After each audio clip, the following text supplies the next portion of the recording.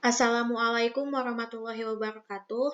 Perkenalkan, nama saya Risa Nurpadilah. Di sini saya akan menjelaskan mengenai penentuan band gap dengan metode Touchplot.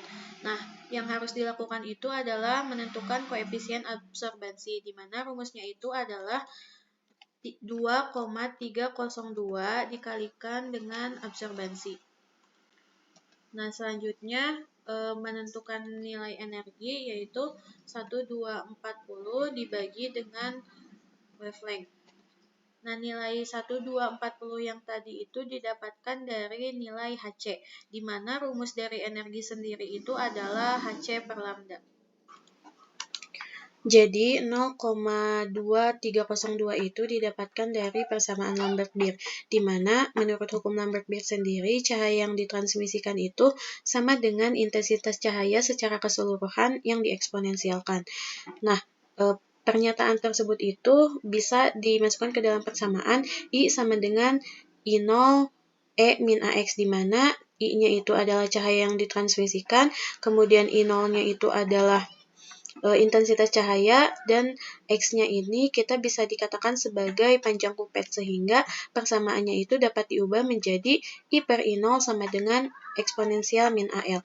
Nah, dari persamaan ini tuh bisa diubah ke persamaan logaritma dengan mengubah sisi kanan dan kirinya menjadi persamaan logaritma, sehingga didapatkan I per I0 sama dengan log eksponensial min AL. L-nya itu tadi ya sebagai panjang kupet.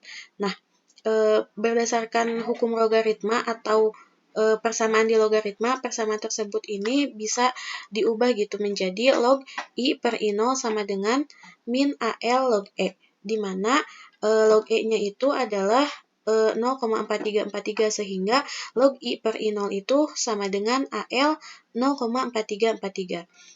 Nah, log I0 per I itu adalah nilai dari absorbansi, sehingga absorbansi itu rumusnya adalah AL 0,4343.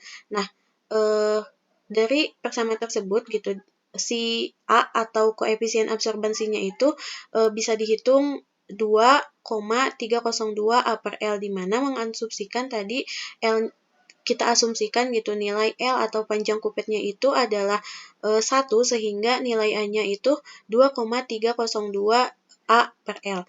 Nah, sehingga didapatkan nilai A itu adalah 23,02 A cm min 1, di mana rumus ini tuh adalah untuk menentukan koefisien absorbansi. Pada penentuan band gap energi dengan menggunakan metode Touchplot ini berlaku persamaan alpha HP pangkat gamma sama dengan A HP min EG, di mana nilai alpha-nya itu adalah koefisien absorbansi, H-nya konstanta Planck, P-nya frekuensi, A-nya absorbansi, EG-nya band gap energi, dan gamma adalah transisi elektronik. Nah, tadi di perhitungan nilai energi itu ada konstanta 1240, di mana konstanta 1240 ini tuh didapatkan dari penurunan persamaan di atas gitu. Jadi sebelum menentukan nilai 1240 itu dari mana, sebelumnya itu dihitung konstanta Planck-nya. Karena konstanta Planck-nya itu satuannya Joule second, kita ubah dulu menjadi elektron volt second dengan cara membagi dengan 1,602 dikali dengan 10 pangkat minus 19, sehingga didapatkan konstanta Planck-nya itu adalah 4,135 dikali dengan 10 pangkat minus 15. Selanjutnya itu dilakukan pencarian nilai HP, di mana nilai HP-nya itu setara dengan Hc per lambda, di mana nilai H-nya itu adalah 4,125 dikali 10 pangkat minus 15 elektron volt second, dan C-nya itu adalah kecepatan cahaya, yaitu 2,998 dikali 10 pangkat 8 meter per second. Nah, lambdanya itu adalah panjang gelombang pada yang nanti dimasukkan ke rumus energi pada data DRS.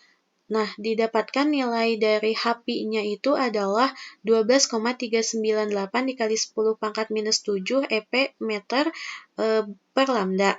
Nah, dibulatkan menjadi 12,4 dikali 10 pangkat minus 7 elektron volt meter per lambda. Nah, karena lambda yang didapatkan pada data DRS-nya itu adalah dalam satuan nanometer, sehingga diubah menjadi nanometer dengan cara mengkalikan 10 pangkat 9. sehingga didapatkan nilai HP-nya itu adalah 1240 per lambda elektron volt.